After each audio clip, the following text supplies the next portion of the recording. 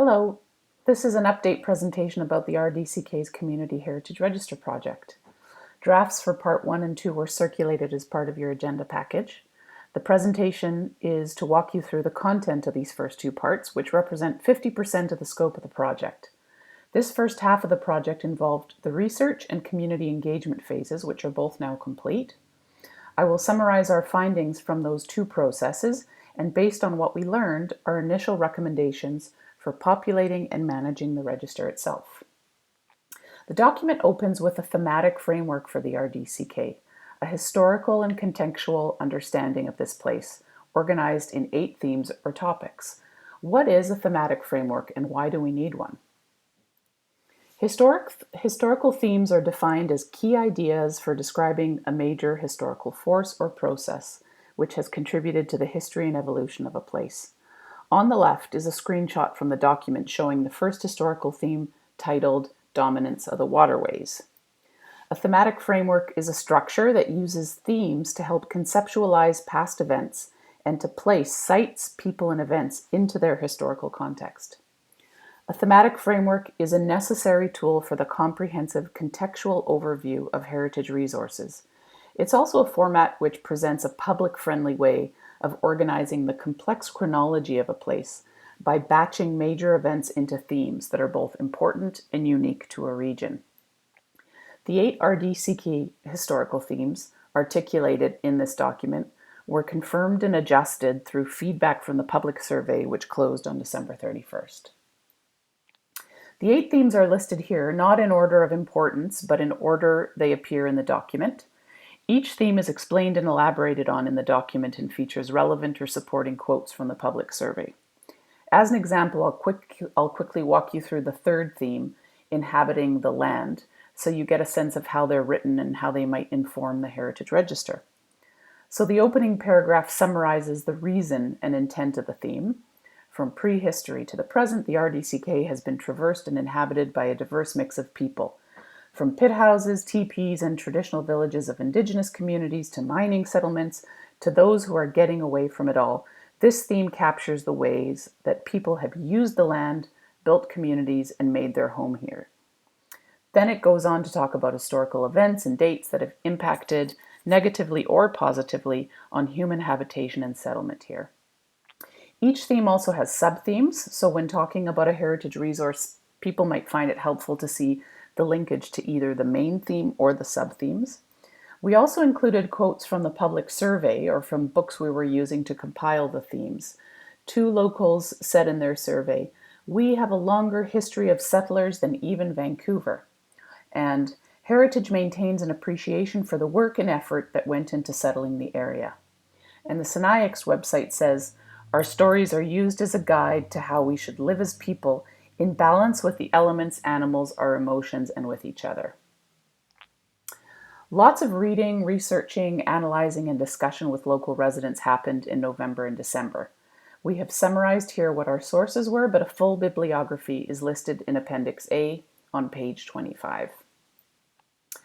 A press release was sent out about the project in mid-November, and it was followed by 5 Facebook posts, which were shared 98 times and sparked 32 online comments or questions. We're very happy with the amount of community engagement we had during the 8 weeks that the online survey was open and the project was featured on the RDCK's Facebook page. The research, interviews, and surveys centered on 3 questions, which each informed the other. Why is heritage important in the RDCK? What are the important qualities or aspects of this place? And what local heritage resources should be included on the RDCK Community Heritage Register? The topics and types of statements that were the most repeated and emphasized in the engagement process were synthesized into value statements.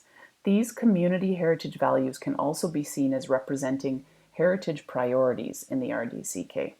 They are community identity and sense of place, preserving our history, the past informing our future, heritage as a driver for economic development and tourism, the uniqueness and diversity of the people of the RDCK, and finally, wild environment, natural beauty, and outdoor recreation.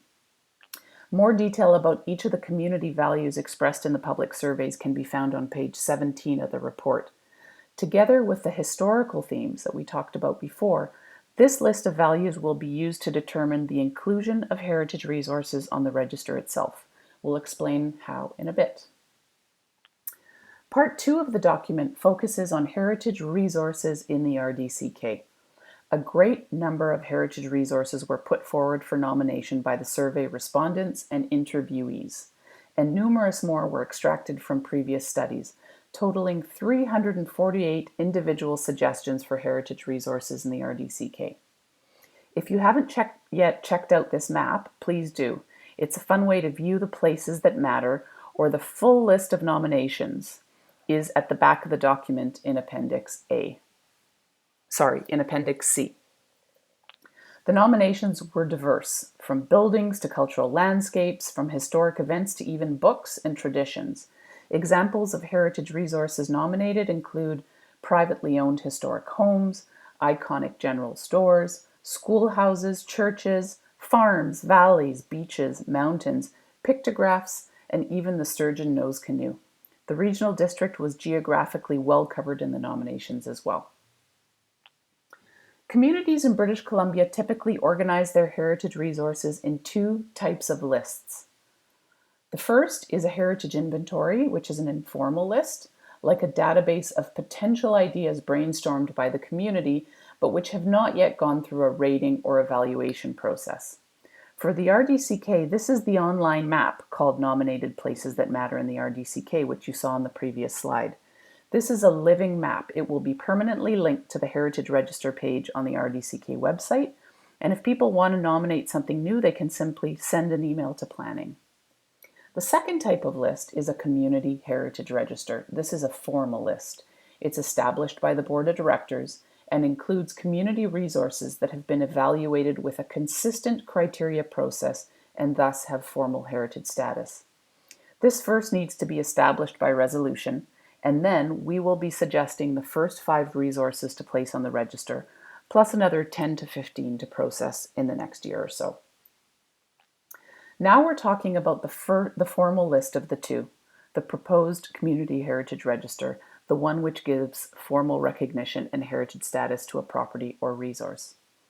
When a heritage resource is put forward to be considered for the Community Heritage Register, a consistent internal process of inclusion evaluation will take place, led by planning with the assistance of a committee. Here are some guiding principles for this process. The purpose is to be an official list of heritage resources with heritage status recognized by the RD, to understand the significance of each resource and to support meaningful discussion about its inclusion on the register. Research and documentation must be available. Inclusion must be based on the resource's alignment with RDCK historical themes, community heritage values, and other planning considerations and high-level strategies. This is not a check-the-box exercise, but a thoughtful discussion about the heritage value of the resource, its conservation needs, available tools, as well as the community's value.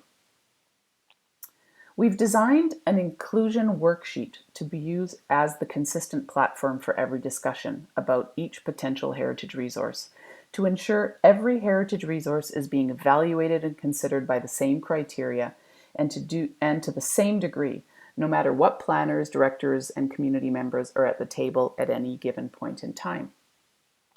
The worksheet not only ensures consistent consideration of diverse resources at different times by different people, but also serves as the meeting notes. At the end of the discussion, a decision is made about inclusion on the register or leave or place on the inventory. That's the Places That Matter map, the informal one, remember? Or delay until further information is provided. The worksheet serves as the meeting notes, as well as a draft statement of significance if the resource is in fact chosen to be listed. As I said before, as part of this project and based on the inclusion process we've developed, we will be suggesting the first 5 sites to be listed on the RDCK's Community Heritage Register, and these are listed in your report. The first one is the Silvery Slow Cans Social Center. The second is Capitals, or Lower Brilliant Terrace. The third is the J.B. Fletcher General Store in Ainsworth. The fourth is Idaho Peak and Fire Lookout. And the fifth is the Burton Historical Park and Campground. These resources were selected as a balanced representation of heritage resource types, geographical location in the region, and for their alignment with multiple and diverse community heritage values and regional themes. A more detailed reasoning for the 5 chosen sites can be found in the report on pages 23 and 24, but to summarize our thinking, let me quickly walk you through the sites.